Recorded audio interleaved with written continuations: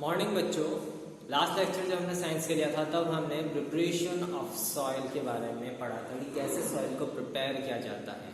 Okay, जो topic था हमारा एग्रीकल्चर इम्प्लीमेंट, जिसमें हमने सबसे पहला टॉपिक लिया था प्रिपरेशन ऑफ सॉइल, जिसमें हमने टूल्स के बारे में सबसे पहले पढ़ा था। प्लाव होता है, सॉ होता है, प्लाव हो होता है, ओके, वुडन प्लांक होता है, ओके। इनका क्या काम होता है? प्लाव जो यूज़ होता है वो खेत को जोतने के लिए यूज़ किया जाता है, एज वेल एज जो हो होता है वो वीड्स, जो जंगली पौधे होते हैं उनको साफ करने के लिए। और प्लांक जो रहता है या तो वुडन प्लांक होता है या आयरन से बना हुआ रहता है, वो सॉइल को लेवल करने के लिए। ओके, अब सॉइल लेवल क्यों की जाती है? क्योंकि ताकि जो वाटर जब हम खेत में जब हम इरीगेट करेंगे वाटर को, तो प्रॉपरली इक्वली डिस्ट्रीब्यूट हो सके। अगर वो प्रॉपरली लेवल्ड नहीं रहेगा तो क्या होता है कि खेत के हर एक कोने तक पानी नहीं पहुंच पाता। प्लाइंग इसलिए की जाती है ताकि जो न्यूट्रिएंट्स वाली सॉइल है वो ऊपर आ सके, और जो हमारी जो हमारी खेती है, जो भी क्रॉप्स लगा रहे हैं, वो अच्छे कल्टीवेट हो।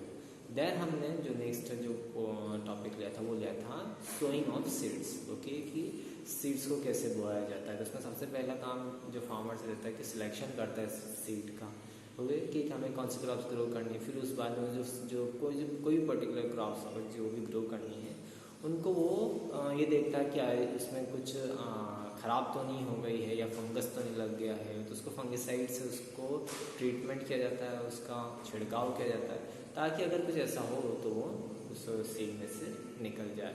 ओके, आज हम पढ़ेंगे कि जो सोइंग करते हैं, यानी कि बीज जो बोने के जो मेथड है, कौन कौन सी डिफरेंट वेरियस मेथड्स हैं जो कि यूज़ की जाती हैं। तो इसके लिए हम वापस हम बुक्स के हेल्प से ही पढ़ेंगे।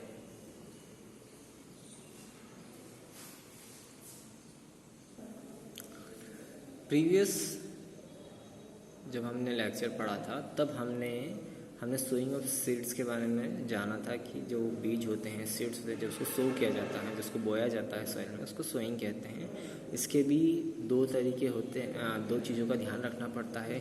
सबसे पहला चीज़ कि वो सही डेप्थ में बोए जाएं, ना ज़्यादा गहरे ना ज़्यादा सॉइल के ऊपर। उसके साथ साथ सही इंटरवल, यानी कि दो सीड के बीच में एक करेक्ट इंटरवल होना चाहिए, ताकि उनको प्रॉपरली एयर, सनलाइट और सॉइल के न्यूट्रिएंट्स मिल पाए। ओके, अब आज जो हमारा टॉपिक है वो है कि सीड्स जो सो किया जाता है खेतों में, फील्ड में, वो 3 तरीक़ों से किया जाता है।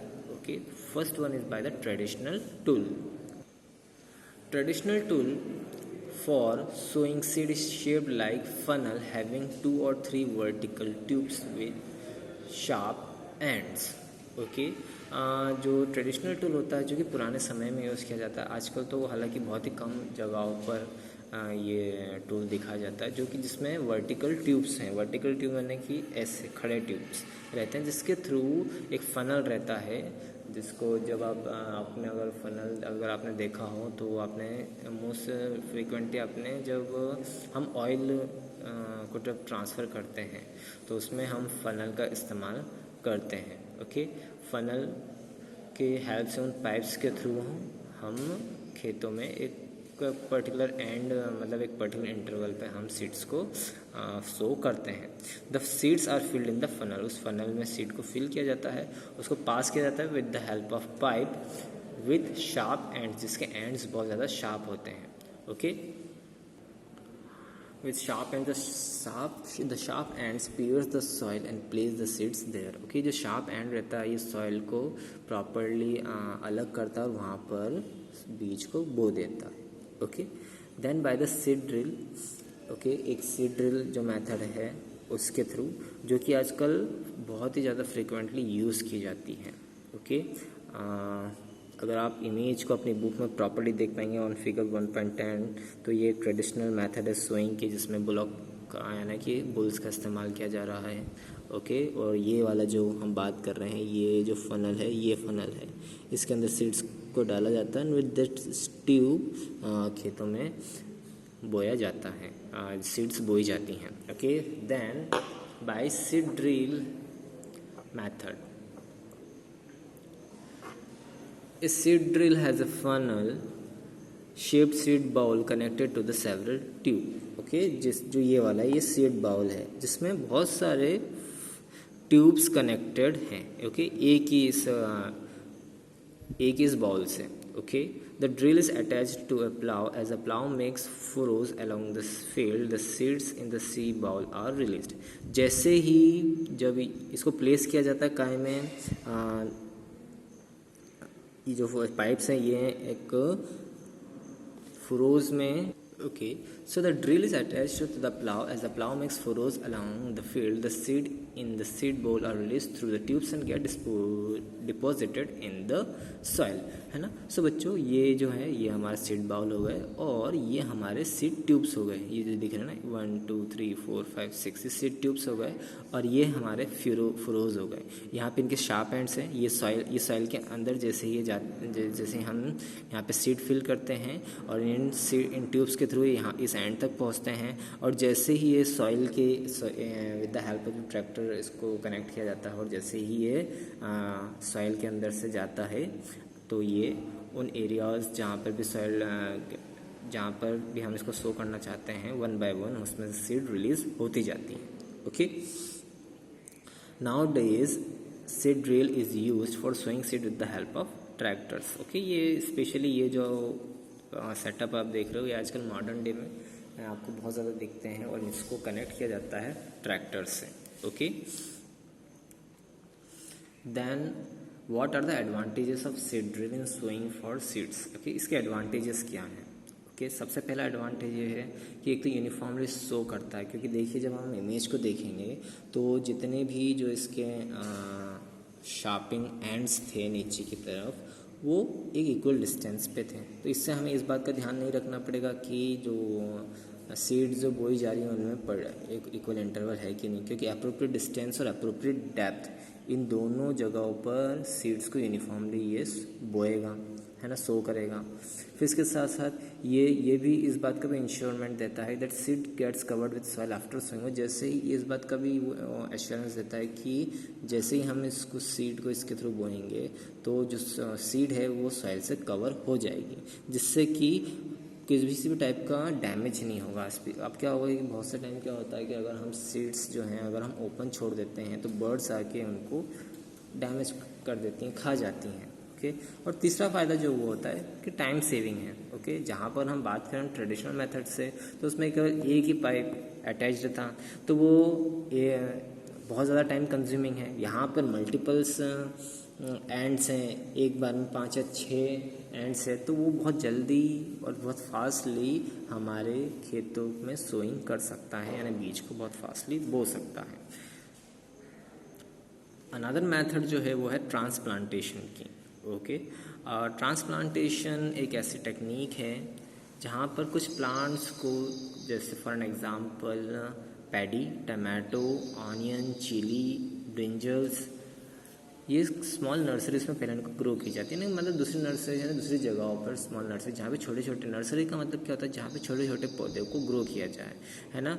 ऐसे कौन कौन से प्लांट्स है जिनको कि हम नर्सरीज में ग्रो कर सकते हैं। पैडी का मतलब होता है राइस, टमाटो सब जानते हैं, अनियन, चिली यानी मिर्ची, ब्रिंजल, ओके, बैंगन, इनको स्मॉल नर्सरीज में पहले ग्रो किया जाता है। जब इनकी सीडलिंग्स ग्रो हो जाती है यानी पौधे थोड़े बड़े हो जाते हैं तब इनको वहाँ से मैनुअली इनको ट्रांसपोर्ट कर दिया जाता है फील्ड में। जैसे कि आप इमेज देख रहे हो यहाँ पे, तो यहाँ पर आप अगर आप ध्यान से देख पाओ तो यहाँ पे लेडीज़ के हाथ में ऑलरेडी कुछ ग्रोन सैपलिंग से, ग्रोन प्लांट्स से, छोटे प्लांट्स से, उनको पहले नर्सरी में उन्होंने ग्रो किया था, फिर वो डायरेक्ट अब फील्ड में आके उनको यहाँ पर ट्रांसप्लांट कर रहे हैं सॉइल में। ओके, अब इस पूरी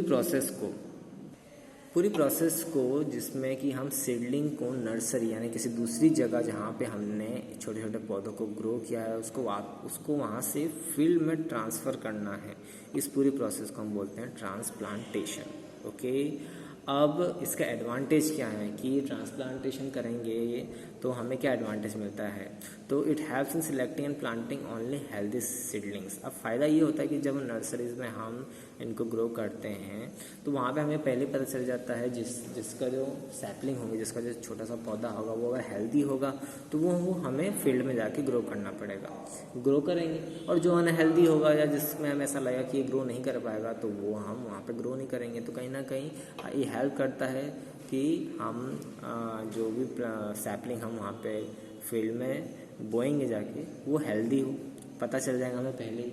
इसके बाद सेकंड चीज़ जो है, spacing can be control because of manual plantation. हम स्पेसिंग को कंट्रोल कर सकते हैं, पौधा थोड़ा बड़ा हो जाएगा तो हमें पता चल जाएगा कि कितना एरिया कंज्यूम करेगा, तो उस हिसाब से हम इसकी जो डिस्टेंस है, स्पेसिंग है, उसको हम कंट्रोल कर पाएंगे। Plants get sufficient sunlight, nutrients and water from the soil. इसके साथ साथ प्लांट जो होते हैं उनको सफिशिएंट सनलाइट भी मिल जाती है, जितने भी न्यूट्रिएंट्स है सॉइल वो भी मिल जाता है, और वाटर भी प्रॉपरली मिल जाता है। ओके, यहाँ पर हमारा सोइंग जो टॉपिक है वो ख़त्म होता है। Now the third topic is replenishment of nutrients in the soil. Okay, soil को वापस से रिप्लेनिश यानी कि उसको वापस से फर्टाइल कैसे किया जाए, वापस से उसकी जो कैपेसिटी है कि वो जितने हमें क्रॉप्स पिछले साल या एक सीजन में ग्रो करके दे रही है, वापस से सेम अमाउंट ऑफ क्रॉप्स को ग्रो करके दे पाएगी या नहीं दे पाएगी, वो हम पर डिपेंड करता है अगर हम उसको रिप्लेनिश नहीं करते हैं। अगर रिप्लेनिश करते हैं, अगर हम रिप्लेनिश नहीं करते हैं तो उसकी फर्टिलिटी यानी उसकी उपजाऊ क्षमता है वो धीरे धीरे ख़त्म हो जाती है। ओके, इसको ब्रीफली पढ़ते हैं हम। Soil supplies mineral nutrients to the crops. These nutrients are essential for the growth of plants. Due to economic reason, farmers grow crop in the same field years after year. अब क्या होता है कि जितना भी न्यूट्रिएंट्स एक crop को चाहिए रहता है उसको मेनली वो सब चीज़ें कौन सप्लाई करता है, सॉइल। ओके, अब ये न्यूट्रिएंट्स एसेंशियल होते हैं प्लांट की ग्रोथ के पर, लेकिन कुछ इकोनॉमिक रीजन यानी कुछ आर्थिक कारणों से फार्मर्स को क्या करना पड़ता है, एक ही फील्ड में सालों साल क्रॉप्स ग्रो करनी पड़ती हैं, जब भी जाके उनको उनका जो रोज़मर्रा की ज़िंदगी जितने भी एक्सपेंसेस है वो कर पाएंगे। अब since continuous growing of crops makes the soil deficient in certain nutrients and the soil loses is fertility. अब जब आप सेम चीज़ें करते जाओगे किसी सॉइल पे तो वो धीरे धीरे क्या होता है, उसके जितने न्यूट्रिएंट्स है वो धीरे धीरे ख़त्म होते जाते हैं। यहाँ पर जो वर्ड डेफिशिएंट है यानी कि सॉइल में की जो न्यूट्रिएंट्स हैं डेफिशिएंसी आ जाती है। ओके, जैसे लाइक हमारे बॉडी में विटामिन की डेफिशिएंसी आ जाती है, वैसे सॉइल में भी न्यूट्रिएंट्स की डेफिशिएंसी आना स्टार्ट हो जाती है और धीरे धीरे सॉइल की फर्टिलिटी ख़त्म होना स्टार्ट हो जाती है, फर्टिलिटी उसकी धीरे धीरे ख़त्म होना स्टार्ट हो जाती है। So the soil nutrients should be replenish from time to time. इसलिए सॉइल के न्यूट्रिएंट्स को वापस से रिप्लेनिश यानी कि वापस से रीजनरेट करना ज़रूरी है टाइम टू टाइम। अब इसको कैसे किया जाता है, this could be done by following either natural method और एडिशन ऑफ मैन्योर और फर्टिलाइजर। अब इसको दो तरीके से किया जा सकता है, एक जो नेचुरल मेथड है उसकी हेल्प से, या फिर अगर हम इसमें सॉइल में अगर खाद और जो केमिकल फर्टिलाइजर्स हम यूज़ करें तो उससे भी हम सॉइल की फर्टिलिटी को मेंटेन कर सकते हैं। First come the natural method to restore fertility. सबसे पहला जो मेथड होती है नेचुरल मेथड होती है। अब जो फर्टिलिटी है सॉइल की वो नेचुरली रिस्टोर करने की भी दो मेथड है, एक फैलोइंग है और एक क्रॉप रोटेशन है। सबसे पहले हम फैलोइंग को हम पढ़ते हैं। In this method land is left uncultivated. Fallow का मतलब होता है अनकल्टिवेट करना, मतलब कि उसमें किसी भी टाइप की क्रॉप्स ग्रो ना करना फॉर वन और मोर सीजन। क्या है फैलोइंग, जो लैंड होता है उसको अनकल्टिवेट छोड़ दिया जाता है, मतलब कि एक सीज़न मतलब कि 6 मंथ या एक साल के लिए उस पर्टिकुलर लैंड को छोड़ दिया जाता है ताकि जितनी भी जो सॉइल के न्यूट्रिएंट्स जो लॉस हैं वो वापस सॉइल रीगेन कर ले। The fallow land regains the nutrients by decomposition of remains of plants and animals by the action of microbes. और इस सॉइल को हेल्प कौन करता है, माइक्रोब्स, जो माइक्रो ऑर्गेनिजम्स होते हैं, जो कि जो जंगली पौधे होते हैं या जो एनिमल्स जो मर जाते हैं तो उनका जो डिकम्पोजिशन होता है उससे ये नेचुरली अपने न्यूट्रिएंट्स को रीगेन कर लेते हैं। पर लेकिन ये प्रोसेस थोड़ी लंबी है क्योंकि इसमें एक सीज़न या हो सकता है 2 सीज़न यानी एक साल भर के लिए हमें सॉइल को छोड़ना पड़े। सेकंड जो तरीका वो होता है क्रॉप रोटेशन का। अब क्रॉप रोटेशन कैसे किया जाता है, crop rotation is the method of growing different crops alternately on the same field. Okay, crop rotation एक ऐसे मेथड है जिसमें हम डिफरेंट क्रॉप्स को ग्रो करते हैं। ऐसा नहीं कि सेम क्रॉप्स को हम ग्रो करते जा रहे हैं, हम डिफरेंट सीजन्स में हम डिफरेंट क्रॉप्स ग्रो करते हैं। ओके, ऐसा नहीं कि साल दर साल हम सेम ही क्रॉप्स को हम ग्रो करते आए, है ना। फॉर एन एग्जाम्पल के तौर पे यहाँ पे लीजिए, farmers grow crops like wheat or barley in the first year. This is followed by growing leguminous plant like pea or soybean in the next season. This help in replenishment of soil with nutrients. अब क्या करते हैं farmers इसके लिए, wheat गेहूँ या barley बाजरा इनमें से कोई एक क्रॉप ग्रो करते हैं पहले साल में, फिर उसके बाद में लेग्यूमिनियस प्लांट इस्तेमाल करते हैं। लेग्यूमिनियस प्लांट ऐसे प्लांट होते हैं जो कि एटमॉस्फेयर से जितना भी जो नाइट्रोजन मिलता है उसको वो सिंपल एटमॉस्फेरिक नाइट्रोजन जो भी मिलता है उसको वो नाइट्रोजन कंपाउंड्स में डिवाइड कर देते हैं, जो कि प्लांट्स बहुत इजीली एब्जॉर्व कर लेते हैं।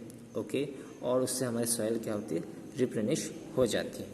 ओके, ये कुछ ऐसे ही प्लांट्स है लाइक पी हो गया, मटर और सोयाबीन, कि नेक्स्ट सीजन में मटर या सोयाबीन को ग्रो कर देते हैं। इससे क्या होता है कि सॉइल की जो फर्टिलिटी है वो वापस बढ़ जाती है, क्योंकि कहीं ना कहीं जो नाइट्रोजन होता है ना वो कहीं ना कहीं जो ग्रोथ ऑफ प्लांट होती है उसमें हेल्प करता है, क्योंकि नाइट्रोजन की हेल्प की वजह से ही प्लांट्स ग्रो होते हैं। तो ये कुछ ऐसे प्लांट्स हैं जो कि नाइट्रोजन जितना भी एटमॉस्फेयर से है उसको ये लोग डायरेक्टली ये लोग नाइट्रोजन जो होता है वो एटमॉस्फेयर से अब्जॉर्ब करते हैं, सॉइल को वापस से रिप्लेनिश कर देते हैं। आपने अगर प्रीवियस क्लास में एक बैक्टीरिया पढ़ा होगा, आपने लास्ट क्लास में एक बैक्टीरिया पढ़ा होगा रिजोबियम, जो कि प्रेजेंट रहता है इन लेग्यूमिनियस प्लांट की रूट्स में, जो इनकी वो होती हैं जड़ होती है वहाँ पे ये प्रेजेंट रहता है। आपकी बुक में इमेज भी है, फिगर 1.13 आपकी बुक में इमेज भी है। ओके, ये रूट्स ऑफ लेग्यूमिनियस प्लांट की। ओके, तो इन रूट्स में ये बैक्टीरिया की प्रेजेंस होता है। इस बैक्टीरिया की खासियत ये होती है कि एटमॉस्फेरिक नाइट्रोजन को सिंपल नाइट्रोजन कंपाउंड्स में एब्जॉर्ब करता है। ओके, और जिससे कि प्लांट्स बहुत इजीली जितना भी नाइट्रोजन होता है वो उसको एब्जॉर्ब कर लेते हैं, और एटमॉस्फेयर और सिंस नाइट्रोजन हेल्प करता है प्लांट्स को ग्रोथ में, इस वजह से जो है ये हमारे प्लांट्स बहुत इजीली ग्रो हो जाते हैं without taking the extra nutrients from the soil. Okay, और मोस्ट ऑफ द फार्मर जो होते हैं आजकल इसी फॉर्म को यूज़ करते हैं, क्रॉप रोटेशन को ही, क्योंकि कहीं ना कहीं हेल्पफुल रहता है और उनको अपना लैंड अबंडन करने से मतलब ऐसे छोड़ना नहीं पड़ता है, क्योंकि अगर छोड़ते हैं तो उनको काफ़ी नुकसान हो जाता है। देन एक और तरीका होता है मिक्स क्रॉपिंग का, जिस मेथड में क्या होता है कि 2 और more crops are grown together in the same field. एक ही फील्ड में 2 या उससे ज़्यादा क्रॉप्स ग्रो की जाती है। ऐसा नहीं होता कि लाइक बहुत सी जगह होता है कि एक पर्टिकुलर फील्ड में केवल राइस की कल्टीवेशन हो रही है या फिर वीट की कल्टीवेशन हो रही है, पर इसमें लोग क्या करते हैं, एक पूरे फील्ड को डिवाइड कर देते हैं। ओके, और अलग अलग पार्ट्स में ये लोग अलग अलग क्रॉप्स को ग्रो करते हैं, यानी सेम फील्ड में 3 या 4 या 2 क्रॉप्स को ग्रो करना। The crops are selected in such a manner that the nutrients requirement for one crop is fulfilled by the other. और इस तरीके से डिसाइड की जाती क्रॉप्स की जो न्यूट्रिएंट्स जो भी रिक्वायरमेंट है क्रॉप को वो उसको दूसरी अदर क्रॉप से वो सारे न्यूट्रिशन को फुलफिल कर सके। Okay, leguminous crops such as pea, soybean and cereal crops like wheat और rice can be grown together in the same field। अब इसमें एडवांटेज क्या मिलता है कि हम कौन कौन से क्रॉप्स को हम डिसाइड कर सकते हैं। जैसे हम लेग्यूमिनस क्रॉप है, जैसे लाइक सोयाबीन और मटर हो गया, है ना, इसके साथ हम वीट या राइस दोनों ग्रो कर सकते हैं। वीट और राइस में बहुत ज़्यादा न्यूट्रिएंट्स की रिक्वायरमेंट होती है। ओके, सो इस वजह से क्या होता है, या तो हम एक क्रॉप में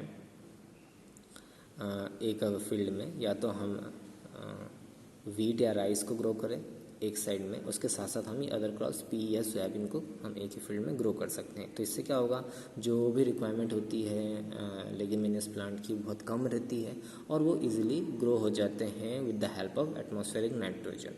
पर लेकिन वेयर एज जो वीट और राइस होता है उसको जो नाइट्रोजन की रिक्वायरमेंट होती है वो सॉइल से रहती है। लेग्यूमिनस प्लांट वो एटमॉस्फेयर में जो नाइट्रोजन अवेलेबल था उससे भी काम चला लेते हैं, पर लेकिन वीट एंड राइस जो होते हैं जो सॉइल के अंदर नाइट्रोजन मिला हुआ रहता है उसका यूज़ करते हैं। ओके, तो इससे क्या होता है कि ये भी एक तरीका है मिक्स क्रॉपिंग, जिससे कि फार्मर्स यूज़ करते हैं, जिससे कि इनको अपना लैंड अबंडन ना करना पड़े। Cotton and groundnut leguminous crops are grown together. कई जगह जहाँ पे कॉटन ग्रो किया जाता है उसके साथ साथ वहाँ पे ग्राउंड नट या मूंगफली जो होती है वो भी ग्रो की जाती है उसके साथ साथ। ये तो 3 तरीके हो गए ट्रेडिशनल मेथड। 4th तरीका ये होता है कि मैन्योर या फिर फर्टिलाइजर्स। ओके, मैन्योर यानी कि खाद, फर्टिलाइजर्स या जो कि केमिकल हम बोल सकते हैं, हम उससे बोलते हैं कि ऐसी खाद जो कि केमिकल के थ्रू बनी हुई हो।